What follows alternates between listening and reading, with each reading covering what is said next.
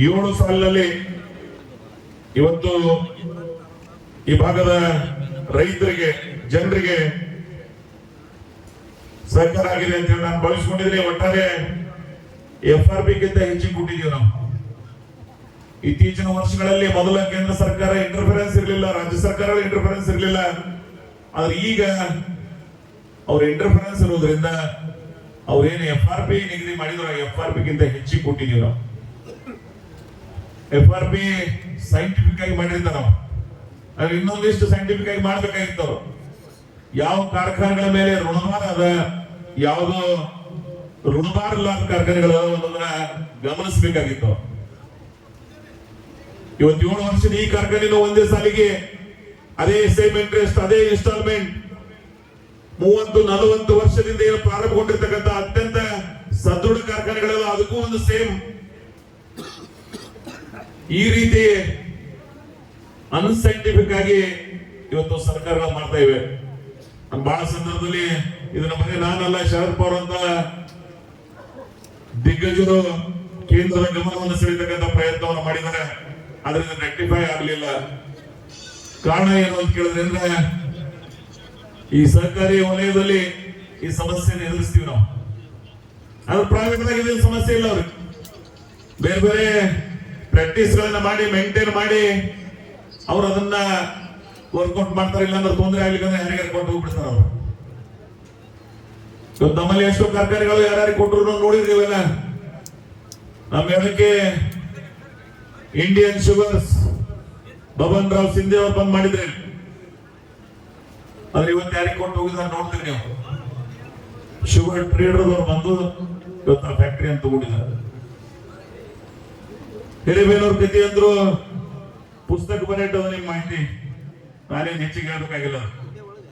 ಎಂದಾಯ್ತು, ಯಾಕಾಯ್ತು, ಹೆಂಗಾಯ್ತು, ಇವತ್ತೇನದ ಅದರ ಸ್ಥಿತಿ ಮತ್ತು ಯಾರು ಎಷ್ಟು ವರ್ಷಗಳಿಂದ ಅದು ಬಂದಿತ್ತು. ಇವತ್ತು ನಾನೇ ಶ್ಯಾಮ್ನವ್ರವ್ರನ್ನ ಅವರು ತಗೊಳ್ಳೋ ಸಂದರ್ಭದಲ್ಲಿ ಇಬ್ರು ಹಿರಿಯರಾಗಿರ್ತಕ್ಕಂಥ ಶ್ಯಾಮ್ನವ್ರು ಶಿವಶಂಕರಪ್ಪ ಅವರು ಮತ್ತು ಅವರ ಚಿರಂಜೀವಿ ನನಗೆ ಕರ್ಕ ನೋಡಿ, ನಿನ್ ಕಾನ್ಸ್ಟಿಟ್ಯೂನ್ಸಿ ನೀನ್ ಸರ್ಕಾರ ಮಾಡ್ತಿದ್ರೆ ಬರ್ತೀವಿ ಅಂತ. ಪುಣ್ಯಾತ್ಮ ಬಂದ್ ಬಿದ್ದದ, ಒಂದ್ ಚಾಲು ಮಾಡೋದು ಚಲೋ ಆಗ್ತದೆ ಹೇಳಿ ನಾನು ಅವ್ರಿಗೆ ಸ್ವಾಗತ ಮಾಡಿ ಕರೆದಿದ್ದೆ. ಅವ್ರಿಗೆ ಲಾಸ್ಟ್ ಇಯರ್ ನಡೆಸಿದ್ರು ಅವ್ರು. ಇನ್ನೊಂದು ನಾಮಗೌಡರು ಅಲ್ಲಿಂದ ಬಂದು ಇಲ್ಲಿ ಮಾಡಿದ್ರು. ಅದೇ ಸಮಸ್ಯೆ ಎದುರಿಸಲಕತ್ತಾರ ನಿಮ್ಗೆಲ್ಲ ಗೊತ್ತದ ಆ ಭಾಗದಲ್ಲಿ. ಇನ್ನೊಂದು ಮನಾಲಿ ನನ್ನ ಅತ್ಯಂತ ಆತ್ಮೀಯರೆಲ್ಲ ತಗೊಂಡು ಸ್ಟಾರ್ಟ್ ಮಾಡಿದ್ರು. ಅದು NLCT ಹೋಗಿ ಇನ್ನು ಮತ್ತೊಂದು ಪ್ರಭಾರ ಆಗ್ಯದ, ಮತ್ತೊಬ್ಬರ ರೂಪದೊಳಗೆ ಅಡ್ಮಿನಿಸ್ಟ್ರೇಷನ್ ಬಂದದ. ಸೊ ಸಂಗಮನಾಥ ರೇಣುಕಾ ಒಂದು ಕಾಲದಾಗ ಮುರ್ಕುಂಬಾಯಿ ಆ ಏನ್ ತಾಯಿದು ಬಹಳ ದೊಡ್ಡ ಹೆಸರು ಮಾಡಿದ್ರು. ಆದ್ರೆ ಇವತ್ತು ಅವ್ರ ಪರಿಸ್ಥಿತಿ ಏನದ ಅನ್ನೋದನ್ನ ಒಂದು ಕಂಪನಿ ಕೊಟ್ಟು ಹೋದ್ರು. ಹಾಗೆ ಬೂಸ್ನೂರು ಶುಗರ್ ಫ್ಯಾಕ್ಟರಿ,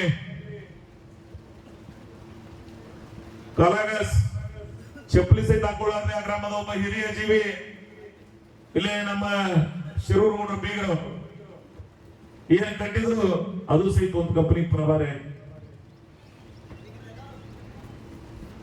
ಶ್ರೀ ಸಿದ್ದೇಶ್ವರ ಸಹಕಾರಿ ಸಕ್ಕರೆ ಕಾರ್ಖಾನೆ ಆ ಪುಣ್ಯಾತ್ಮರು ಏನ್ ಕಟ್ಟಿದ್ರು ಕಾಣದೇವರು, ಅದ್ರ ಇವತ್ತು ಯಾವ ಸ್ಥಿತಿ ಅದನ್ನು ನೀವೆಲ್ಲ ಗಮನಿಸ್ತಾ ಇದ್ರಿ. ನಂದಿ ಸಕ್ಕರೆ ಕಾರ್ಖಾನೆ ಆ ಪುಣ್ಯಾತ್ಮ BD ಪಾಟೀಲ್ರು KH ಪಾಟೀಲ್ರು ಸರ್ಕಾರದಿಂದ ಏನು ಕಟ್ಟಿದ್ರು ಇವತ್ತೇನದು ತ್ರಾಸದ ಅನ್ನೋದನ್ನ ನೀವೆಲ್ಲ ಗಮನಿಸ್ತಾ ಇರ್ಬೋದು. ನಾನು ಹೇಳ್ಬೋದು ಹೊಂಟಿದ್ರೆ ಇದೊಂದು ದೊಡ್ಡ ಪುಸ್ತಕ ಆಗ್ತದೆ. ಅದು ಕರ್ನಾಟಕ, ಮಹಾರಾಷ್ಟ್ರ, ಉತ್ತರ ಪ್ರದೇಶ ಸಕ್ಕರೆ ಉದ್ಯಮ ಏನು ಸಮಸ್ಯೆಯನ್ನು ಎದುರಿಸ್ತಾ ಇದ್ದೀವಿ ಅನ್ನೋದನ್ನ ಗಮನಿಸಬೇಕಾಗ್ತದೆ ನೀವೆಲ್ಲ. ಟುಡೇ ಶುಗರ್ ಇಂಡಸ್ಟ್ರಿ ಸಿನಾರೋ ಗಮನಿಸಬೇಕಾಗ್ತದೆ. ನಾವು ಯಾವಾಗ ಬಂದೇವ ಅಂದ್ರೆ ಸಕ್ಕರೆ ಉದ್ಯಮ ಹನಿಪೋರ್ಡ್ ಮುಗಿದು ಕ್ಲೋಸಿಂಗ್ ಟೈಮ್ ಬಂದಿದ್ದೇವೆ ನಾವು ಸ್ಟಾರ್ಟ್ ಮಾಡಿ. ಬಟ್ ಇದು ಎಮೋಷನಲಿ ಸ್ಟಾರ್ಟ್ ಮಾಡಿ, ನಾನು ಇದು ಸೈಂಟಿಫಿಕ್ ಆಗಿ ಮಾಡ್ಲಿಕ್ಕೆ ಹೋಗ್ಲಿಲ್ಲ. ಯಾಕಂದ್ರೆ 4 ದಶಕಗಳಿಂದ ಇಲ್ಲೇ DR ಶಾ ಅವರು ಕೂತಿದ್ದಾರೆ. ಇಂಥ ಹಿರಿಯರು ಏನು ಕನಸನ್ನ ಕಂಡಿದ್ರು ಅದನ್ನ ನನಸು ಮಾಡ್ಬೇಕಂತ ಪ್ರಾಮಾಣಿಕ ಪ್ರಯತ್ನದಿಂದ ಮಾಡಿನೋ. ಆದ್ರೆ 7 ವರ್ಷ ಏನು ಸಮಸ್ಯೆಗಳನ್ನ ನಾನು ಎದುರಿಸಿದ್ದೀನೋ ನಿಮ್ ಮುಂದೆ ಇದನ್ನ ಹೇಳ್ಬೇಕಾದದ್ದು ನನ್ನ ಧರ್ಮ ಮತ್ತು ಕರ್ತವ್ಯ. ಬಹಳ ಮಂದಿ ಹೇಳುದು ಯಾಕೆ ಕೊಡ್ರೆ ಎಲ್ಲ 9 ಬಹಳ ವಿಷಯ ತಂದಿರಿ ಅಂತ ಹೇಳಿ. ಹೌದು, ನಾನು ಬೋರ್ಡ್ದಾಗ ಏನ್ ಡಿಸ್ಕಷನ್ ಮಾಡ್ತೀನೋ, ಸರ್ಕಾರದ ಏನ್ ಡಿಸ್ಕಷನ್ ಮಾಡ್ತೀನೋ, ಬ್ಯಾಂಕರ್ಸ್ ಮುಂದೆ ಏನ್ ಡಿಸ್ಕಷನ್ ಮಾಡ್ತೀನೋ, ನಿಮ್ ಮುಂದೆ ಮಾಡ್ಬೇಕಲ್ಲ. You are the owner of this institution. ಈ ಸಂಸ್ಥೆಯ ಮಾಲೀಕರಿದ್ರೆ ನಿಮ್ಮ ಗಮನ ತರಲಿಕ್ಕೆ ದೌರ್ದಾರಿ. ಹೈಡ್ ಮಾಡ್ಲಿಕ್ಕೆ ನಾನು ತಯಾರಿಲ್ಲ, ರಾಜಕಾರಣ ಮಾಡ್ಲಿಕ್ಕೂ ನಾನು ತಯಾರಿಲ್ಲ. ನಾನು ಹೇಳ್ಬಿಟ್ಟೆ, ನಾ ಗೇಟದ ಹೊರಗೆ ರಾಜಕಾರಣ ಮಾಡೋದು. ಇಲ್ಲಿ ಒಂದೇ ಒಂದು ರೂಪಾಯಿದು ಒಂದೇ ಒಂದು ವಿಷಯ ಅದು ಗೌಪ್ಯವಾಗಿರ್ತಕ್ಕಂಥ ಪ್ರಯತ್ನ ನಾನು ಮಾಡೋಂಗಿಲ್ಲ, ಮಾಡತಕ್ಕಂಥ ಅವಶ್ಯಕತೆ ನನಗಿಲ್ಲ. ಈ ಭಾಗದಲ್ಲಿ ಯಾರು ಅಸಾಧ್ಯವಾಗಿತ್ತು ಅದನ್ನ ಸಾಧ್ಯ ಮಾಡಿ ತೋರಿಸಿದಿನೋ ಅದನ್ನು ನಡೆಸೋದು ನನಗೆ ಕಷ್ಟ ಅನ್ನೋದನ್ನ ನಿಮ್ಮ ಮುಂದೆ ಹೇಳಿಲ್ಲ ಅಂದ್ರೆ ಯಾರು ಮುಂದೆ ಹೇಳೋದು? ಹೌದು, 6 ವರ್ಷ 6 GB ಒಳಗೆ ಹೇಳ್ತಿದ್ದೆ ನಾನು. ಕಂತ ಬಡ್ಡಿ ಕಟ್ಟದವ್ರು ನಾವು 7 ವರ್ಷ ಒಳಗೆ ಎಷ್ಟು ಕಟ್ಟಿದೀವಿ ಅಂತ ಕೇಳಿದ್ರೆ ಅಂದ್ರೆ ನಾವು ತಗೊಂಡು ಸಾಲಕ್ಕಿಂತ ಹೆಚ್ಚಿಗೆ ನಾವು ತಗೊಂಡು ಸಾಲ 187 ಕೋಟಿ. ಆದ್ರ ಕಂತ ಮತ್ತು ಬಡ್ಡಿ ಕಟ್ಟೋದು 7 ವರ್ಷದೊಳಗೆ 347 ಕೋಟಿ, ಹೆಚ್ಚು ಕಮ್ಮಿ 3,100 ಕೋಟಿ. ಬಂದದ ಆದಾಯವನ್ನೆಲ್ಲ ಬ್ಯಾಂಕಿಗೆ ಹೋಗಿ ಕಟ್ಟಿದೆವು. ಬಿಕಾಸ್ ಈ ಸರ್ಕಾರಿ ರಂಗದ ಬ್ಯಾಂಕ್ಗಳೇನದಾವ 14% ನಾರ್ಮಲ್ ಇಂಟ್ರೆಸ್ಟ್ ಮತ್ತು ಪೆನಾಲ್ಟಿ ಕೂಡ 16 ಬೀಳ್ತದ. ಇತ್ತೀಚೆಗೆ RBI ನಬಾರ್ಡ್ ಪ್ರತಿ 3 ತಿಂಗಳಿಗೊಮ್ಮೆ ನೀವು ಕಟ್ಟಬೇಕಂತ ಹೇಳಿದ ಸಕ್ಕರೆ ಉದ್ಯಮ ಕಟ್ಟಲಿಕ್ಕೆ ಸಾಧ್ಯದನ? 1 ವರ್ಷಕ್ಕೊಮ್ಮೆ ಇದರ ಯೋಜನೆ ಪ್ರಾರಂಭ ಆಗೋದು. ಅದ್ರ ಅನ್ಸೈಂಟಿಫಿಕ್ ನಾನು ಹೇಳಿಲ್ಲ. RBI guidelines, RBI norms, NABARD ಯಾವ ಉದ್ಯಮ ಯಾವ ರೀತಿ ನಡೀತದೆ, ಅದರದ್ದು ಕ್ರಶಿಂಗ್ ಟೈಮ್ ಏನು ಅನ್ನುವಂತ ಪರಿಜ್ಞಾನ ಇಲ್ಲದೆ ಅವರು ನಿರ್ಣಯಗಳನ್ನು ಮಾಡ್ತಾರೆ. ಪ್ರತಿ ತಿಂಗಳ ಬಿಸ್ನೆಸ್ ನಡೆಯೋದು ಕೇಳಿ ಅವ್ರು, ನಾನು ತಪ್ಪನ್ನಂಗಿಲ್ಲ. ಆದ್ರೆ 1 ವರ್ಷಕ್ಕೆ 4 ತಿಂಗಳ 5 ತಿಂಗಳ ನಡೀತಕ್ಕಂಥ ಫ್ಯಾಕ್ಟರಿಗಳಿಗೆ ನೀವು ಆ ರೀತಿ 3 ತಿಂಗಳಿಗೊಮ್ಮೆ ಕೇಳಿದ್ರೆ ಎಲ್ಲಿ ತಂದು ಕಟ್ಟುವ? ಸೊ ಇಂಥ ಪ್ರಾಮಾಣಿಕ ಅನೇಕ ಸಮಸ್ಯೆಗಳನ್ನ ಈ ಕಾರ್ಖಾನೆ ಇವತ್ತು ಎದುರಿಸ್ತಾ ಇದೆ. ಅತ್ಯಂತ ಪ್ರಾಂಜೋಲ ಮನಸ್ಸಿಂದ ನಾನು ಮನೆ ಚುನಾವಣೆ ಮುಗಿಸಿದ್ದೇನೆ, ಇದನ್ನು ಇವತ್ತು ಹೇಳೋದಿಲ್ಲ. ಈ ಸಕ್ಕರೆ ಕಾರ್ಖಾನೆ ಸಾಲ ಎಂದು ಮುಟ್ಟಂಗಿಲ್ಲ ಅಂತ ಹೇಳಿ, ಈ ಕಾರ್ಖಾನೆ ನಾನು ಇರುವುದಕ್ಕೆ ಎಂದು ಸಹಿತ ಒಳ್ಳೇದಾಗಂಗಿಲ್ಲ ಅಂತ ಹೇಳಿದ್ದು ಕಾರಣ ಏನಂತ ಕೇಳಿದ್ರೆ, ಧಾರ್ಮಿಕ ಮಂಥನದಿಂದ ಬಂದಿರ್ತಕ್ಕಂಥವ್ನ ಎಲ್ಲಿ ತರ ಇಲ್ಲಿ ಇರ್ತೀನಿ, ಇಲ್ಲಿ ಬ್ಯಾಡ್ ಪ್ರಾಕ್ಟೀಸ್ ನಡೆಯಂಗಿಲ್ಲ. ಬ್ಯಾಡ್ ಪ್ರಾಕ್ಟೀಸ್ ನಡೀಲಿಲ್ಲ ಅಂದ್ರೆ ಈ ಕಾರ್ಖಾನೆ ಉಳಿಯಂಗಿಲ್ಲ. ನಾನು ಬೇರೆ ಏನ್ ನಡೆದ ಹೇಳ್ಬೇಕಾಗಿಲ್ಲ. ನಿಮ್ಗೆಲ್ಲ ಬಹಳ ಸೂಕ್ಷ್ಮವಾಗಿ ನೀವು ಗಮನಿಸ್ತೀರಿ. ನಾನು ಏನ್ ಹೇಳ್ಬೇಕಾಗ ತಿಳ್ಕೊಂಡ್ರಿ ಅಂತ ತಿಳ್ಕೊಂಡಿ. ಹಂಗ ಮಾಡಿದ್ರೆ ಮಾತ್ರ ಕಾರ್ಖಾನೆಗಳು ಉಳಿತಾವ, ಇಲ್ಲ ಅಂದ್ರೆ ಉಳಿಯೋದಿಲ್ಲ. ಸೊ ಅದಕ್ಕಾಗಿ ನಿಮ್ಮ ಮುಂದೆ ನನ್ನ ನಿವೇದನೆ ಇದೆ. ನಾನು ಮೊದಲೇ ನಾನು ಮೂಡಿದವ್ರು ಹೇಳಿದ, ನನಗೆ ಬಿಟ್ಟು ಬಿಡ್ರಿ ಮನೆ, ನನ್ನ ಹೆಲ್ತ್ ಸರಿ ಇಲ್ಲ, ನೀವು ನಡೆಸಿರ್ತೀವಿ. ಅವ್ರು ಒಪ್ಪಲಿಲ್ಲ ಅಂದ್ರೆ ನಿಮಗೆ ಕೇಳಿದೀವಿ, ಗೌರ್ಮೆಂಟ್ ಅವ್ರಿಗೆ ಕೇಳಿದ್ನ ಆಲ್ರೆಡಿ. ಸನ್ಮಾನ್ಯ ಮುಖ್ಯಮಂತ್ರಿಗಳು 3 ಫ್ಯಾಕ್ಟರಿ ಅವ್ರಿಗೆ ಕರೆದಿದ್ರು ಒಂದ್ಸಲ ಸಭೆ. ಅನೇಕ ಸಂಬಂಧಪಟ್ಟಂತ ಸರ್ಕಾರದ ಸಚಿವರುಗಳಾಗಲಿ, ಅಧಿಕಾರಿಗಳಾಗಲಿ, ಹಿರಿಯ ಅಧಿಕಾರಿಗಳಿದ್ರು. ನಾನು ಬಹಳ ಇವತ್ತೇನು ನಿಮ್ಗೆ ಹೇಳಿ ನೀವೆಲ್ಲ ವರ್ಣವನ್ನ ಇದಕ್ಕಿಂತ ವಿವರವಾಗಿ ಅವರ ಮುಂದೆ ಇದನ್ನ ಪ್ರಸ್ತಾಪ ಮಾಡಿದ್ದೀನಿ ಮತ್ತು ಸೈಂಟಿಫಿಕ್ ಆಗಿ ಆ ವಿಚಾರವನ್ನ ಮನವರಿಕೆ ಮಾಡ್ತಕ್ಕಂಥ ಪ್ರಯತ್ನ ಮಾಡಿ. ನಾನು ಅವ್ರಿಗೆ ಕೇಳೋದು, NCDC ಸಾಲ ಕೊಡ್ರಿ 130 ಕೋಟಿ ರೂಪಾಯಿ. ಹೋದ ಸಲ ಕಂತ ಬಡ್ಡಿ ಕಟ್ಟಿಲ್ಲ ನಾವು 60 ಕೋಟಿ. ಇದೇನ್ ಡಿಸ್ಲರಿ ನಡೆದದ, ಇದಕ್ಕೆ 112 ಕೋಟಿ ರೂಪಾಯಿ ಬ್ಯಾಂಕ್ದವರು ಸಾಲ ತಗೊಂಡವ್ರಿಗೆ ಇಸ್ರೋ ಅಕೌಂಟ್ ಮುಖಾಂತರ ಆ ವೆಂಡರ್ಸ್ ಕೊಟ್ಟಿದ್ದೀವಿ. ರಿಮೈನಿಂಗ್ 75 crores ಕೊಡ್ಬೇಕಾಗ್ತದೆ. 135 ಕೋಟಿ ನಮಗೆ ಬೇಕಾಗ್ತದೆ. ಸಾಲ ನಮಗೆ 135 ಬೇಡ, 130 ಕೊಡ್ರಿ, ಒಂದು 5 ನಾವೇ ಮ್ಯಾನೇಜ್ ಮಾಡ್ಕೋತೀವಿ. ಅದು ಉಳಿದ ಫ್ಯಾಕ್ಟರಿ ಅವ್ರಲ್ಲ ಹೆಂಗ್ ಕೇಳ್ಯಾರ ಅಂದ್ರೆ 3,400, 400, 11 ಫ್ಯಾಕ್ಟರಿ ಅವ್ರು ಕೇಳ್ಯಾರ 2,100 ಕೋಟಿ. ಸೊ ಸರ್ಕಾರ ಅಷ್ಟು ಕೊಡ್ಲಿಕ್ಕೆ ಸಶಕ್ತಿ ಇಲ್ಲ ಇವತ್ತು. ನಾನು ಮುಖ್ಯಮಂತ್ರಿಗಳು ಅದೇ ಅಸಹಾಯಕತೆ ಹೇಳಿದ್ರು.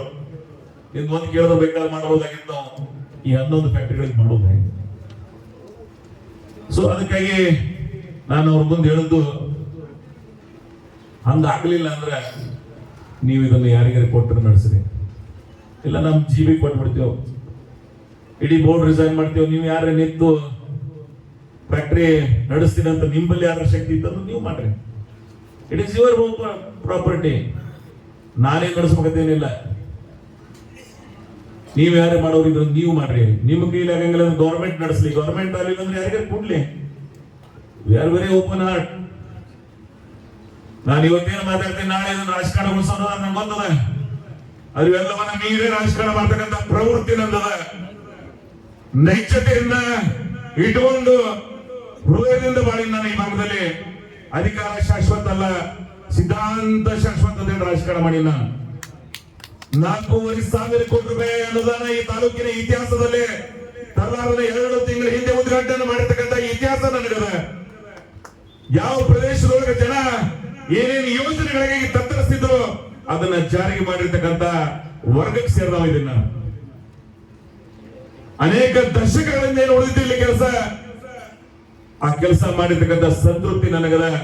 ಪ್ರಪಂಚಕ್ಕೆ ಪೈಪೋಟಿ ನೀಡತಕ್ಕಂಥ ಪ್ರಯತ್ನ ನಾನು ಮಾಡಿ ನಿಂಬೆ ಅಭಿವೃದ್ಧಿ ಮಂಡಳಿ ಮಾಡಿ GI ಟ್ಯಾಗ್ ಕೂಡಿಸಿ ಇವತ್ತು ಎಕ್ಸ್ಪೋರ್ಟ್ ಆಗಲಾಗುತ್ತದೆ. ಇಂಡಿ ಕಾಗ್ಜಿ ಲೈಮ್ ಬ್ರ್ಯಾಂಡ್ ಕ್ರಿಯೇಟ್ ಮಾಡಿದ್ವಿ. ನಾನು ಹೇಳ್ಬೋದು ಹೊಂಟಿದ್ರೆ ಇನ್ನೊಂದು ತಾಸು ಇರ್ತದೆ, ಅದರ ಅವಶ್ಯಕತೆ ಇರಲಿಲ್ಲ. ನಾನೊಬ್ಬ ಶಾಸಕನಾಗಿ ಏನ್ ಮಾಡಬೇಕಾಗಿತ್ತು, ನನ್ನ ಕರ್ತವ್ಯವನ್ನ ಈ ಭಾಗದ ಜನ 40 ವರ್ಷಗಳಿಂದ ನನ್ನ ಕುಟುಂಬದ ಮೇಲೆ ಒಂದು ವಿಶ್ವಾಸ ಇಟ್ಟು ಪ್ರತಿ ಚುನಾವಣೆಯಲ್ಲಿ 7-8 ಚುನಾವಣೆಯಲ್ಲಿ ನನಗೆ ಅವಕಾಶ ಕೊಟ್ಟಿದ್ದು, ಆ ಉಪಕಾರವನ್ನ ಪ್ರಾಮಾಣಿಕವಾಗಿ ಮುಟ್ಟಿಸ್ತಕ್ಕಂಥ ಪ್ರಯತ್ನ ನಾನು ಮಾಡಿದ್ದೆ. ನಾನು 100 ಮಾಡಿಲ್ಲ ಅಂತ ಹೇಳಂಗಿಲ್ಲ. ಈ ಜಿಲ್ಲೆ ಇತಿಹಾಸದ ಪುಟದಲ್ಲಿ ನಾನು ಹೋದ ನಂತರ ಸಹಿತ ಜನ ನೆನಪಿಸಬೇಕು. ಆ ಪ್ರಯತ್ನ ಈ ಭಾಗದಲ್ಲಿ ನಾವು ಮಾಡಿನೋ. ಇದು ಸಹಿತ ಪ್ರೈವೇಟ್ ಮಾಡ್ಕೋಬಹುದಾಗಿತ್ತು. ಈ ನಾಡಲ್ಲಿ ಅನೇಕ ಜನ ಕೋಆಪರೇಟಿವ್ ಅನ್ನ ಪ್ರೈವೇಟ್ ಮಾಡಿರ್ತಕ್ಕಂಥ ಉದಾಹರಣೆಗಳು ನಿಮ್ಗೆ ಕೊಡ್ತೀನಿ ನಾನು ದೇಶದಲ್ಲಿ, ರಾಜ್ಯದಲ್ಲಿ. ಆದ್ರೆ ನಾನು ಅದನ್ನ ಮಾಡಲಿಲ್ಲ. 16,000 ರೈತರು ಇದರ ಮಾಲೀಕರಾಗಲಿ ಅಂತ ಹೇಳಿ ಬಹಳ ಕಳಕಳಿಯಿಂದ ನಾನು ಇದನ್ನ ಕಟ್ಟಿದ್ದೀನಿ. ನನ್ನ ನೋವಂತ ಬಿಡುವಳದಾಗ ನಾನೇ ಕಟ್ಟಿರ್ತಕ್ಕಂಥ ಒಂದು ಸಂಸ್ಥೆಯನ್ನ ಇವತ್ತು ಇಂಥ ಪರಿಸ್ಥಿತಿ ಬಂತಲ್ಲ ಅಂತೇಳಿ. ಆದ್ರೆ ನನಗೆ ಇಷ್ಟೇ ಬಂದಿಲ್ಲ. ಒಂದು ಸಮಾಧಾನದ ಇಡೀ ದೇಶದೊಳಗೆ, ಇಡೀ ದೇಶ ಎಲ್ಲ ಇಂಟರ್ನ್ಯಾಷನಲ್ ಬ್ರೆಜಿಲ್ ಸಕ್ಕರೆ ಉದ್ಯಮ ಅತ್ಯಂತ ಹೆಚ್ಚಿನ ಕಬ್ಬನ್ನು ಬೆಳೀತಕ್ಕಂಥ ಪ್ರದೇಶ ಈ ಪ್ರಪಂಚದಲ್ಲಿ. ಆನ್ ಅಂಡ್ ಎವರೇಜ್ ಕ್ಷೇತ್ರವಾರು ಅವರೇ ಸಂಕಷ್ಟ ಎದುರಿಸುವ ಭಾರತದ ಪರಿಸ್ಥಿತಿ. ಭಾರತದ 3ನೇ ಸ್ಥಾನದಾಗಿದ್ದೀವಿ ನಾವು. ಉತ್ತರ ಪ್ರದೇಶ ಅತಿ ಹೆಚ್ಚು ಕಬ್ಬನ್ನು ಬೆಳಿತೀವಿ. ಮಹಾರಾಷ್ಟ್ರ, ಕರ್ನಾಟಕ. ಮಹಾರಾಷ್ಟ್ರದ more than 70% corporate sugar factory. ಇಲ್ಲಿ ನಾವು ಮಾತಾಡಕತ್ತೀವಿ, ಇದಕ್ಕಿಂತ ಕೆಟ್ಟ ಸ್ಥಿತಿ ಒಳಗದ.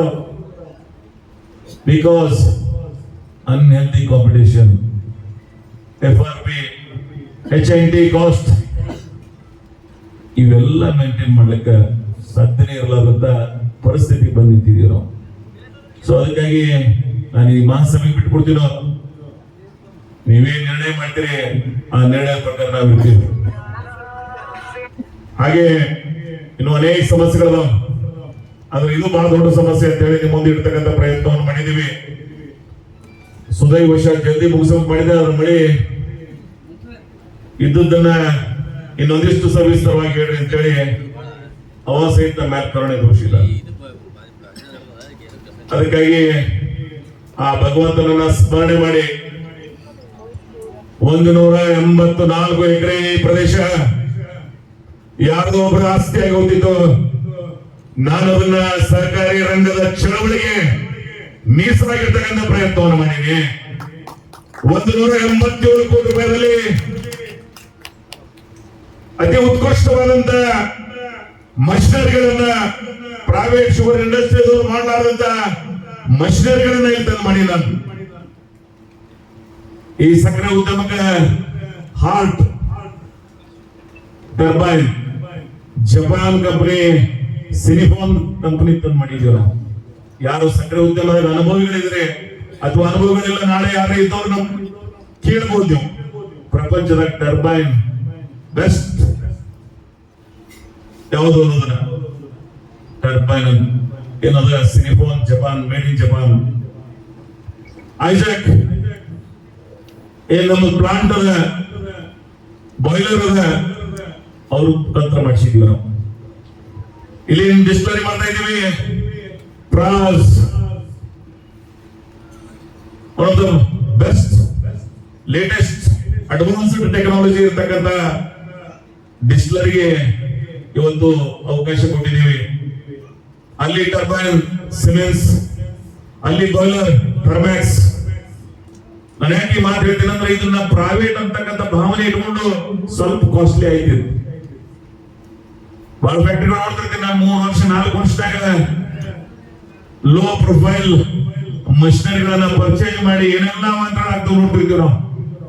ಆದ್ರೆ ಇಲ್ಲಿ ಅಂತ ಮೇಂಟೆನೆನ್ಸ್ ಇಲ್ಲ.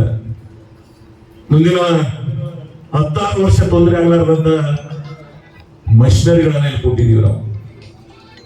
ಹಾಗೆ ಇನ್ಫ್ರಾಸ್ಟ್ರಕ್ಚರ್, ಅದು ಗೋಡೌನ್ ಇರ್ಬೋದು, ರೋಡ್ಗಳಿರ್ಬೋದು,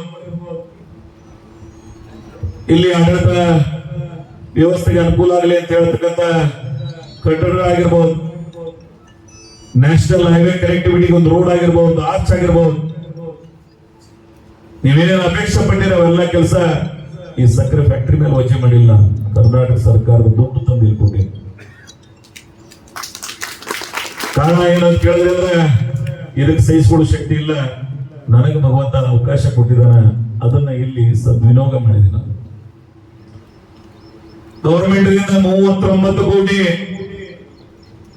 ಇವೆಲ್ಲ ಕೂಡಿ 56 ಕೋಟಿ ರೂಪಾಯಿದಷ್ಟು ಖರ್ಚು ಮಾಡಿ ನಾನು ಇಲ್ಲಿ ಕರ್ನಾಟಕ ಸರ್ಕಾರದಿಂದ ನಾನು ನೇರವಾಗಿ ಸಕ್ಕರೆ ಕಾರ್ಖಾನೆ. ಅದಕ್ಕಾಗಿ ಸಾಲ ನೀವೆಲ್ಲ ನೋಡಿರ್ಬೋದು. ಸಾಲದ ಸುಳಿಯಲ್ಲಿ ಸಿಕ್ಕು ಒದ್ದಾಡಿರ್ತಕ್ಕಂಥ ವರ್ಗ ನಾವು ರೈತ ವರ್ಗ. ಕೃಷಿ ವಲಯ ಅತ್ಯಂತ ಅಸಂಘಟಿತ ವಲಯ. ಈ ಪ್ರಪಂಚದ ಯಾವುದಾದ್ರು ವಲಯ ಅಸಂಘಟಿತ ಇದ್ರೆ ಅದು ಕೃಷಿ ವಲಯ. ಆತ್ಮಸ್ಥೈರ್ಯದಿಂದ ಬದುಕ್ತಕ್ಕಂಥ ಒಂದು ವರ್ಗ ಇದ್ರೆ ಅದು ರೈತ ವರ್ಗ. ಈ ವರ್ಗಕ್ಕಾಗಿ ನನ್ನ ಜೀವನವನ್ನ ಯಾವ ರೀತಿ ನಾನು ಸಂಶೋಧನೆ ಹೇಳೋದ್ರ ಆ ಭಗವಂತ ಬಿಡ್ತೀನಿ. ನಾನು ಈ ಪ್ರದೇಶಕ್ಕೆ ನಾನು ಏನೇನು ಮಾಡ್ಬೇಕಾಗಿತ್ತು ಮಾಡಿ ನಾನು. ಅದಕ್ಕಾಗಿ ಈ ಪ್ರದೇಶದ ಜನ ಅಷ್ಟೇ ಪ್ರೀತಿಯಿಂದ ಕಂಡಿದ್ದಾರೆ. ನಾನೇನೇ ಕಾರ್ಯಕ್ರಮ ಮಾಡಿದ್ರು ಇತಿಹಾಸದ ಪುಟಕ್ಕೆ ಸೇರ್ತಕ್ಕಂಥ ಜನಸಂಘಗಳು ಏನನ್ನು ಗಮನಿಸಿದ್ರೆ ಆ ಪ್ರೀತಿ ವಿಶ್ವಾಸ ಈ ಜನ ತೋರಿಸಿದ್ದಾರೆ. ನನ್ನ ಸಂತೃಪ್ತಿ ಇದೆ. ಈ ನಾಡಿನ ಈ ಪ್ರದೇಶದ ಜನ ಸುಸಂಸ್ಕೃತರಿದ್ದಾರೆ. ತಾಳ್ಮೆ ಸಹನೆ ಜೀವನದ ಭಾಗವಾಗಿ ಯಾವುದೋ ಹಿಂದಿನ ಕರಾಳ ಇತಿಹಾಸ ಇದೆ ಈ ಪ್ರದೇಶಕ್ಕೆ. ಆ ಇತಿಹಾಸವನ್ನ ದೂರ ಮಾಡಿ ಈ ಪ್ರದೇಶಕ್ಕೊಂದು ಸುಸಂಸ್ಕೃತ ರಾಜಕಾರಣವನ್ನ, ಸಿದ್ದೇಶ್ವರ ಮಹಾಸ್ವಾಮಿಗಳ ಸಂಸ್ಕಾರವನ್ನ ತಗೊಳ್ತಕ್ಕಂಥ ಪ್ರಾಮಾಣಿಕ ಪ್ರಯತ್ನ ನಾನು ಮಾಡಿದ್ದೀನಿ. ಅದಕ್ಕಾಗಿ ನೀತಿ ಸಿದ್ಧಾಂತದಿಂದ, ಆತ್ಮಸ್ಥೈರ್ಯದಿಂದ, ಆತ್ಮಬಲದಿಂದ ಮಾತಾಡ್ತಕ್ಕಂಥ ನೈತಿಕ ಶಕ್ತಿ ಇಟ್ಕೊಂಡು ರಾಜಕಾರಣವನ್ನು ಮಾಡಿದೀವಿ ನಾವು. ಅದಕ್ಕಾಗಿ ಈ ಸಕ್ಕರೆ ಕಾರ್ಖಾನೆ ಉದ್ಯಮವನ್ನ ಇವತ್ತು ನಾವು ಬಿಟ್ಟರು ಮತ್ತೆ ಇದು ತ್ರಾಸ ಬರುತ್ತದೆ ಎವ್ರಿ ಇಯರ್. ಯಾಕಂತ ಕೇಳಿದ್ರೆ ಹಾವಿನಾಳದವ್ರು ಏನ್ ಬಂದಿದ್ರಲ್ಲ, ಮೊದಲಿದ್ದವ್ರು ನಮ್ಮನ್ನು ತ್ರಾಸಾಗಿದ್ರು. ಅವ್ರು ತ್ರಾಸದಾರ್ಥ ಏನಾದ್ರು ತಪ್ಪುಗಳು ಮಾಡಿದ್ರು. ಅವ್ರು ನಾವೇನ್ ಮಾಡಿಲ್ಲ. ಯಾರ ಹೆಸರಲ್ಲಿ ಸಾಲ ತಗೊಂಡು ಅವರು ಉತ್ತಾರ ಒಂದೇ ಇಟ್ಟು ಅದ್ರ ಮೇಲೆ ಏನೆಲ್ಲ ಅವಾಂತರಾಗಿ ನೀವೆಲ್ಲ ಮಗಲ್ದವ್ರು ಬಂತದ ನಾನು ಅದನ್ನ ಹೇಳಕ್ ಹೋಗಂಗಿಲ್ಲ. ಅವ್ರು ನಾವ್ಯಾರು ನಿಮ್ಮ ತಲೆ ಮೇಲೆ ₹1 ಏನ್ ಹಾಕಿದೀವ. ರೈತರದು ವಂತಿಗೆ 20% ತುಂಬಬೇಕಾಗಿತ್ತು, 20 ಕೋಟಿ ರೂಪಾಯಿ. ಅದು ಆಗಂಗಿಲ್ಲ ತಿಳಿದೆ ನಾನು ಕರ್ನಾಟಕ ಸರ್ಕಾರದಿಂದ ಈಕ್ವಿಟಿ ಶೇರ್ ರೈಸ್ ಮಾಡಿದೆ ನಾನು. ಯಾಕಂದ್ರೆ ನಿಮ್ಮ ತಲೆ ಮೇಲೆ ಭಾರ ಬೇಡ ಅಂತೇಳಿ. ಅದಕ್ಕಾಗಿ ಇಂಥ ಅನೇಕ ಸಮಸ್ಯೆಗಳದಾವ ಇಲ್ಲಿ. ಬಹಳ ಮಂದಿ ಇನ್ನೊಂದು 10 ವರ್ಷ ಬಂದಾಗ ಟೈಮ್ಗೆ ಬಂದ್ ಹೇಳ್ತಾರೆ, ಇನ್ನ ಇದನ್ನ ಬಂದಾಗೋ ಟೈಮ್ ಬಂದಿಲ್ಲ, ಅದ್ರ ಬಂದು ಆಗೋ ಕಡೆ ಹಾದಿ ಮುಖ ಮಾಡ್ಯದ ಅಂತ ಹೇಳಿ ಮೊದಲೇ ನಿಮ್ಮನ್ನು ಗಮನಿಸಿರ್ತಾ ಇದ್ದೀನಿ. ವಾಸ್ತವಿಕತೆನ ಮುಚ್ಚಿರ್ತಕ್ಕಂಥ ಸಂಸ್ಕೃತಿ ನಂದಿಲ್ಲ. ಅದೇನೇ ಇರಲಿ, ಒಳ್ಳೇದಿದ್ದಾಗ ಒಳ್ಳೇದಾಗದಕ್ಕೆ, ತೊಂದರೆ ಆದಾಗ ತೊಂದರೆ ಆಗ್ಯದ ಅನ್ನೋದನ್ನ ಗಮನ ಸೆಳೆಯಬೇಕಾದದ್ದು ಮನುಷ್ಯ ಧರ್ಮ. ಆ ಸಂಸ್ಕೃತಿಗೆ ಪ್ರತಿರೂಪವಾಗಿ ನಾನು ಇವತ್ತು ಈ ವಿಷಯವನ್ನ ಇದನ್ನ ಹಾಗೆ ಮಾಡಬಹುದಾಗಿದ್ದ. ಬಹಳ ನಿಮ್ಮಿಂದ ಚಪ್ಪಾಳೆ ತರಿಸ್ಕೊಂಡು ಹೋಗಬಹುದಾಗಿತ್ತು, ಇನ್ನೊಂದು 4 ವರ್ಷ ನಡೀಬಹುದಾಗಿತ್ತು. ಆದ್ರೆ ಅದು ಪರಿಹಾರ ಅಲ್ಲ. ಪರಿಹಾರ ಶಾಶ್ವತವಾಗಿ ಕಾಣಬೇಕು. ಇದು ರಿಪೇರಿ ಆದ ಬಳಿಕ ನಾವು ಕೈ ಹಾಕ್ಲಿಕ್ಕೆ ಹೋಗಬಾರ್ದು. ಇನ್ನ ಕೆಲವೇ ಹಂತದ ಇವತ್ತು ನಾನು ಮೊನ್ನೆ ಒಂದು ಸರ್ವೆ ಮಾಡಿಸಿ, ಫ್ಯಾಕ್ಟರಿ ಪ್ರಾಪರ್ಟಿ ವ್ಯಾಲ್ಯೂ ಎಷ್ಟು ಅಂತ ಹೇಳಿ ₹603 ಕೋಟಿ ರೂಪಾಯಿ. ಭೂಮಿ, ಮಷಿನರಿ, ಇನ್ಫ್ರಾಸ್ಟ್ರಕ್ಚರ್ಸ್. ಇದ್ರಾಗೆ ನಾವು ಕಡೆಗಾಗೋ ಚಲೋನೋ ಇನ್ನು ಪೂರ್ಣ ಬಂದ್ ಮಾಡಿ ಹೋಗೋ ಚಲೋನೋ ಅದು ನಿಮಗ್ ಬಿಡ್ತೀನಿ. ಅದಕ್ಕಾಗಿ ಸಕ್ಕರೆ ಉದ್ಯಮ ತೊಂದರೆ ಏನಂದ್ರೆ ನೇಚರ್ ಇಫೆಕ್ಟ್ ಇರ್ತದೆ. ಕಳೆದ 2 ಸಲ 3,24,000, 3,27,000, 5-5.5 ಆಗಿದ್ರೆ ಈ ಸಮಸ್ಯೆ ಬರ್ತಿರ್ಲಿಲ್ಲ. ಎಲ್ಲಿದ್ದಾರೆ ತಂದು ಕಟ್ತಿದ್ದೀವಿ, ಒಂದು 10 ಕೋಟಿ ಕಂಪನಿ ಇದ್ರೆ ಎಲ್ಲಿದ್ರೆ ನಾನೇ ತಂದು ಮಾಡಿಸ್ತಿದ್ದೆ. ಅದು 2 ಸಲ ನಾನು ನಿಮಗೆ ಮನವಿ ಮಾಡ್ಕೊಂಡೆ ರೈತರಿಗೆ. ಅದು ನೀವು ಹೆಂಗ್ ಮಾಡಿರಿ ನಿಮಗೆ ಬಿಡ್ತೀನಿ, ನಾನು ಹೆಚ್ಚಿಗೆ ಹೇಳಕ್ ಹೋಗಂಗಿಲ್ಲ. ಯಾರು ಕಬ್ಬು ಕಳ್ಸ್ಯಾರ ಅವ್ರಿಗೆ, ಯಾವ ಫ್ಯಾಕ್ಟ್ರಿ 2 ಕಾಟ ಅನ್ನೋದನ್ನ ತಿಳ್ಕೊಂಡಿಲ್ಲ. ಸಕ್ರಿ ಮಾರಾಟ ಮಾಡೋದ್ರು ಒಂದು ಕಾಟ ಇರ್ತದ, ಕಬ್ಬು ತಗೊಳ್ಳೋದು ಒಂದು ಕಾಟ ಇರ್ತದೆ. ಆದ್ರೆ ಯಾವ ಕಾರ್ಖಾನೆ ಒಂದು ಕಾಟ ಅಂತ ತಿಳ್ಕೊಳ್ಳೋ ಜ್ಞಾನಕ್ಕೆ ನೀವು ಹೋಗ್ಲಿಲ್ಲ. ಅದು ನನ್ನ ದುರ್ದೈವ. ಅದು ಫ್ಯಾಕ್ಟ್ರಿ ನಮಗ ತಿಳ್ಕೊಂಡು 13-14 ತಿಂಗಳಾದ್ರೂ ಮ್ಯಾಚೂರ್ಡ್ ಕಬ್ಬೆ ಕೊಡ್ಲಿಲ್ಲ ನೀವು. ಮಗದ್ ಏನಕ್ಕಾಗಲ್ಲ, ನನಗೇನಾಗಲ್ಲ. ನನಗೆ 8-9 ತಿಂಗಳು 10 ತಿಂಗಳ ಕಬ್ಬು ಕಳ್ಸಕ್ ಸಾಕು. ರಿಕವರಿ ಬಿಡ್ಲಿ ಹೋಗಲ್ಲಕ್ಕೆ ಏನಕ್ಕಾಗಲ್ಲ. ನನಗ್ ಬಂದ್ರೆ ಸಾಕು. ಯಾಕಂದ್ರೆ ಇದು ನಿಮ್ಮ ಕಾರ್ಖಾನೆ ಅಂತ ನಿಮ್ಮ ಭಾವನೆ ಬರಲಿಲ್ಲ. ಬಹಳ ಸಲ ಹೇಳ್ದಾನ, ಇದು ನಿಮ್ಮ ಕಾರ್ಖಾನೆ ನಿಮ್ಮದಾಗಿದ್ರೆ 5 ಲಕ್ಷ ಖರ್ಚು ಮಾಡ್ತಿದ್ರಿ, 4 ಮಾಡ್ತಿದ್ರಿ. ಅದು ಇದು ನಿಮ್ದು ಆಗ್ಲೇ ಇಲ್ಲ. ನಾನು ಸುಮ್ಮನೆ ತಿಳ್ಕೊಂಡಿದ್ದೀನಿ ನಿಮ್ಮದು ಮಾಡಿ ಅಂತೇಳಿ. ನಿಮ್ಮದು ಆಗ್ಲೇ ಇಲ್ಲ. ನಿಮ್ಮ ಮನಸ್ಸಿಗೆ ನಿಮ್ಮದೇ ಆಗಿಲ್ಲ ಅನ್ನೋದು ನನಗರೆ ಹಾಕ್ಬೇಕಾಗಿದೆ. ನಿಮ್ಮ ಕಾರ್ಖಾನೆ ಅಂತ ನೀವು ಒಪ್ಪಿಕೊಂಡಿಲ್ಲ ಅಂದ್ರೆ ನನಗರೆ ಬೇಕಾಗಿದೆ. ಬೇರೆ ಕೆಲಸ ಮಾಡಲಿ ಬಹಳ ನನಗೆ ಅವಕಾಶ. ಇದು ನನಗೆ 25% ನನ್ನ ಟೈಮ್ ಹಾಳಾಗ್ತದೆ, ನನ್ನ ಎನರ್ಜಿ ಹಾಳಾಗ್ತದ, ನನ್ನ ಹೆಲ್ತ್ ಇಫೆಕ್ಟ್ ಆಗ್ತದ. ಆದ್ರೂ ನಾನು ಕಟ್ಟಿನೋ ಇದೊಂದು ಬೆಳೆಸ್ಬೇಕು, ಉಳಿಸ್ಬೇಕು. ಇದಕ್ಕೊಬ್ರು ಮಾಂತೇಶ್ವರ ಹೇಳಿದ್ರೆ ಪಲಾಯನವಾದಿ ಅಂತ ಹೇಳಿ ನಾನು ಅವತ್ತು ಹೇಳಿದ್ದೇವೆ. ಇದು ಪಲಾಯನವಾದಿ ಆಗಲ್ಲ ಗುರುಗಳ, ವಾಸ್ತವಿಕವಾದಿ ಆಗತ್ತೆ ಅಂತ ಹೇಳಿದ. ಪಲಾಯನ ಬೇರೆ, ವಾಸ್ತವಿಕತೆ ಬೇರೆ. ನೀವೆಲ್ಲ ಬಹಳ ತಿಳ್ಕೊಂಡವ್ರಿದ್ರಿ. ಪ್ರಪಂಚ ಬಹಳ ದೂರ ಉಂಟು. ನಾನು ಹೇಳಿರ್ತಕ್ಕಂಥ ಮಾತುಗಳು ಇವತ್ತಿಗೆ ಇಲ್ಲೇ ಒಪ್ಕೊಳ್ಕೊಬೇಡ್ರಿ. ಯಾರಲ್ಲಿ ಅತಿ ಹೆಚ್ಚು ಇದ್ರ ಬಗ್ಗೆ ತಿಳ್ತಕ್ಕಂಥ ಪ್ರಯತ್ನ ಅದ, ಅವರಿಂದ ವಿಮರ್ಶೆಯನ್ನು ಮಾಡಿ ಇನ್ನೊಂದಿಷ್ಟು ತಿಳ್ಕೊಳ್ಳಿ. ಸತ್ಯ ಅನ್ನಿಸ್ತು ಅಂದ್ರೆ ನಮ್ಮ ಜೊತೆಗೆ, ಸುಳ್ಳು ಇತ್ತು ಅಂದ್ರೆ ನಮ್ಮನ್ನ ವಿರೋಧ ಮಾಡ್ತಕ್ಕಂಥ ಪ್ರಯತ್ನ ನೀವು ಮಾಡಿ. ಅದಕ್ಕೆ ನಾವು ಪ್ರಜಾಪ್ರಭುತ್ವ. ನಾನು ಹೇಳಿದೆಲ್ಲ ಸತ್ಯ ಅದ, ಸುಳ್ಳದ ಅಂದ್ರೆ ಪರಾಮರ್ಶೆ ಮಾಡ್ತಕ್ಕಂಥ ಆ ವ್ಯವಧಾನ ನಿಮಗದ.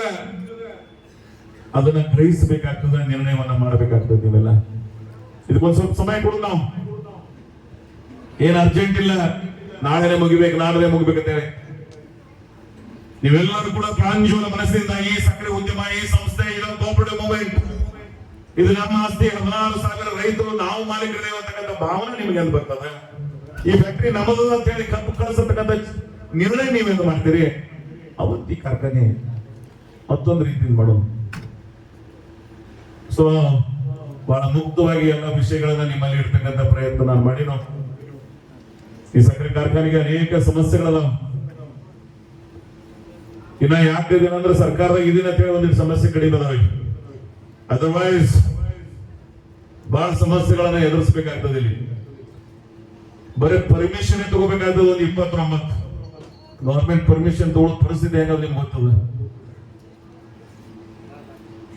ಆದ್ರೆ ಇಲ್ಲಿ ನಾನೇ ಇರೋದ್ರಿಂದ ಬಹುತೇಕ ಯಾರು ಆ ಚಟ್ಟೂರುಗಳಲ್ಲಿ ಮಾಡಕ್ಕೆ ಹೋಗೋದಿಲ್ಲ. ಆ ಭಯನೂ ಅವರಿಗದ. ಬಹಳ ನಿರ್ಭಯವಾಗಿ ಈ ರಾಜ್ಯದ ಕೆಲವು ಪ್ರಮುಖ ನಿರ್ಣಯಗಳು ಮಾಡ್ತಕ್ಕಂಥ ಸಂದರ್ಭದಲ್ಲಿ ನಾವೆಲ್ಲ ನಮ್ಮನ್ನ ಗಮನಿಸ್ತಾ ಇರ್ತಾರೆ. ರಾಜ್ಯ ಮಟ್ಟದ ಸಮಿತಿಗಳನ್ನ, ನಮ್ಮ ವ್ಯವಧಾನಗಳನ್ನ ತಿಳ್ಕೊಂಡವ್ರು ಇರ್ತಾರೆ. ಅವರು ಆ ದುಸ್ಸಾಹಸಕ್ಕೆ ಯಾಕಾಗಿಲ್ಲ ಇಲ್ಲಿ ತೊಂದರೆ ಮಾಡ್ಲಿಕ್ಕೆ. ಮತ್ತೆ ಹಾಕಿದ್ರೆ ನಾನು ಬಿಡಂಗೂ ಇಲ್ಲ. ಅದಕ್ಕಾಗಿ ಶ್ರೀ ಭೀಮಾಶಂಕರ ಸಕ್ಕರೆ ಕಾರ್ಖಾನೆ ಉಳಿಬೇಕು ಅಂದ್ರೆ ಈ ಸಲ ನಾನು ಹೋದ ಸಲ ಹೇಳಿದ್ದೆ 5 ಲಕ್ಷ ಕ್ರಶಿಂಗ್ ಆದ್ರೆ ನಮ್ಮ ಡೈರೆಕ್ಟರ್ಸ್ ಅವರು ಹೆಂಗೆ ಇನ್ವಾಲ್ವ್ಮೆಂಟ್ ಅದನ್ನ ಅವ್ರ ಆತ್ಮಸಾಕ್ಷಿ ಬಿಟ್ಬಿಡ್ತೀನಿ ನಾನು. ಇಲ್ಲಿ ನೀವು ರೈತ ಮುಖಂಡಗಳಿದ್ರೆ ನಿಮ್ಮದೇನೇನು ಇನ್ವಾಲ್ವ್ಮೆಂಟ್ ಅದ ಅನ್ನೋದು ನಾನು ನಿಮ್ಮ ಆತ್ಮಸಾಕ್ಷಿಗೆ ಬಿಟ್ಬಿಡ್ತೀನಿ ಅವನು. ಯಾಕಂದ್ರೆ ವಿಮರ್ಶೆ ಮಾಡಿದ್ರೆ ಅರ್ಥ ಇಲ್ಲ. ಬ್ಲೇಮ್ ಗೇಮ್ ಪರಿಹಾರ ಅಲ್ಲ. ಆದ್ರೆ ನಾವು ಏನಿದೀವಿ, ನಮ್ಮ ಜವಾಬ್ದಾರಿ ಅನ್ನೋದು ನಾವು ತಿಳ್ಕೊಳ್ಳೇ ಇಲ್ಲ ಅಂದ್ರೆ, ಕಬ್ಬು ಕಳಿಸೋರು ಇದು ನನ್ನ ಫ್ಯಾಕ್ಟ್ರಿ ಅಂತ ಭಾವನೆ ಬರಲಿಲ್ಲ ಅಂದ್ರೆ ಟ್ರ್ಯಾಕ್ಟರ್ದವ್ರಿಗೆ ತಮ್ಮ ಲಾಭದ ಕಡೆನೇ ಲಕ್ಷ್ಯ ಕೊಟ್ರು ಅಂದ್ರೆ, ನಮ್ಮ ಅಧಿಕಾರಿಗಳು ಬೇರೆ ಬೇರೆ ವಿಚಾರ ಕಡೆನೇ ಮಾತು ಕೊಟ್ರು ಅಂದ್ರೆ ಎಲ್ಲಿ ಹೋಗ ಒಂದ್ಮೇಲೆ ಆಡ್ಬೇಕಾದ್ರೆ ಬಂತು ಹಂಗ್ ನಡೀತದೆ ಜಗತ್ತ. ಯಾವುದೂ ನಡೆಯಂಗಿಲ್ಲ, ಒಂದು ಕುಟುಂಬ ನಡೆಯಂಗಿಲ್ಲ, ಇದವರೆ ಒಂದು ಸಂಸ್ಥೆ ಅದು. ಸೊ ಅದಕ್ಕಾಗಿ ಅನೇಕ ವಿಷಯಗಳನ್ನ ನಿಮ್ಮ ಮುಂದೆ ಪ್ರಸ್ತಾಪ ಮಾಡತಕ್ಕಂಥ ಪ್ರಯತ್ನ ಮಾಡಿದ್ವು. ಸಹನೆ ಇಲ್ಲ ನಮ್ಮಲ್ಲಿ. ಒಂದ್ಸಲ ಯಾವ್ದಾರ ಫ್ಯಾಕ್ಟರಿ ಅವರು ಕೋಜನ್ 10 ಕೋಟಿ ರೂಪಾಯಿ ಬಂದಿದ್ದಾರೆ, ಅಪ್ಟೆಲ್ ಕೋರ್ಟ್ ನಾಗ ಗಾಡಿ ಗೆದ್ದಿದ್ದೀವಿ ನಾವು. ಸಕ್ಕರೆ ಕೃಷಿ ಮುಗುದಿತ್ತು, ಯಾಕೆ 200 ರೂಪಾಯಿ ಹೆಚ್ಚಿಗೆ ಕೊಡ್ಬೇಕಾಯ್ತ? 5 ಲಕ್ಷ ಕೃಷಿಗಾಗಿತ್ತು ಆ ಸಲ. ಯಾರು ಬೇಡ ಅಂದ್ರೆ ನೋಡ್ರಿ ಯಾಕೆ 200 ಕೊಡ್ಲಾಕತ್ತಿರುತ್ತೆ.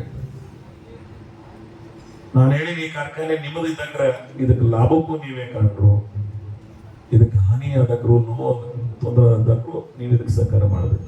ಈ ಮನೋಭಾವನೆ ಬರೋಲಾಗಿದೆ. ಈ ಮನೋಭಾವನೆ ಬರ್ಲಿಲ್ಲ ಅಂದ್ರೆ ಇದನ್ನ ನಡೆಸೋಣ. ಆಯ್ತು, ನಾವು ಒಂದಿಷ್ಟು ದಿವಸ ಇರ್ತೀವಿ, ಮುಂದೆ ಸರ್ಕಾರ ಒಂದಿಷ್ಟು ದಿನ ನಡೀತದ, ನಮ್ಮ ನಡಿಗುಡ್ಲಿಕ್ಕಾದ್ರೂ ನಡೆಸ್ತೀನಿ ನಾನು. ಆದ್ರೆ ಮುಂದೆ ಹೆಂಗ ಅನ್ನೋದನ್ನ ಗಮನಿಸ್ಬೇಕಾಗ್ತದೆ ನೀವು. ಸೊ ಅದಕ್ಕಾಗಿ ನಿಮ್ಮಲ್ಲಿ ನನ್ನ ಕಳ್ಕಳಿಯ ಪ್ರಾರ್ಥನೆ, FRP ಹೆಚ್ಚಿಗೆ ಕೊಟ್ಟರೆ ಲೆಕ್ಕ ಮಾಡಿ ನಾವು ಸ್ವಲ್ಪ. HNT ಅವ್ರದ್ದು ಸ್ಟಾರ್ಟ್ ಆಗಿದ್ದು 28 ಕೊಡ್ಲಾಕತ್ತಿದೀವಿ ಅನ್ನೋದನ್ನ 17-18ರಾಗ 679 ರೂಪಾಯಿ ಕೊಟ್ಟಿದ್ದೀವಿ ನಾವು HNT. ಈಗ 18-19ರಾಗ 681, 19-20ರಾಗ 699, 20-21ರಾಗ 700, 21-22ರಾಗ 734, 22-23ರಾಗ 700 ರೂಪಾಯಿ 85 ಪೈಸೆ, 23-24ರಾಗ 822, ಈ ಸಲ 876. ಈ HNT ಮೇಂಟೈನ್ ಮಾಡೋದು ಹೆಂಗೆ? 2700 ಬಿಲ್, ಇದು 876. ಇದೆಲ್ಲಿ ತಂದ್ಕೊಡು? ನಮ್ಮ ಸಕ್ಕರೆ ಎಟ್ಟಕ್ಕೆ ಮಾರ್ತದ, ನಮ್ಮ ಮೊಲೆಸಸ್ ಎಟ್ಟಕ್ಕೆ ಮಾರ್ತದ, ಪವರ್ದಿಂದ ನಮ್ಗೆ 8 ರೊಕ್ಕ ಬರ್ತದ, ಮತ್ತು ಲಾಸ್ ಎಷ್ಟಾಗ್ತದ ಲೆಕ್ಕ ನಿಮ್ಮ ಮುಂದೆ ಇರ್ತದ. ಹ್ಯಾಂಗ್ ಮಾಡೋರು ನೀವು? ಒಂದು 4 ಕೋಟಿ ಇದ್ರೆ ಏನು ಮಾಡ್ತೇವೆ ನಾವು? ಇಷ್ಟು ದೊಡ್ಡ ಪ್ರಮಾಣದಾಗ. ಆಮೇಲೆ ಇದ್ರ ನಂತರ ಬ್ಯಾಂಕರ್ಸ್ ಸಾಲ ಕೊಟ್ಟರು, ನಮ್ಮ ಪಾಪ ಉಪಕಾರ ಮಾಡ್ಯಾರ ಅವರು, ಸರ್ಕಾರ ಕೊಟ್ಟದು, ಅವ್ರದ್ದು ಕಂತ ಬಡ್ಡಿ ಕಟ್ಟಬೇಕು ನಾವು.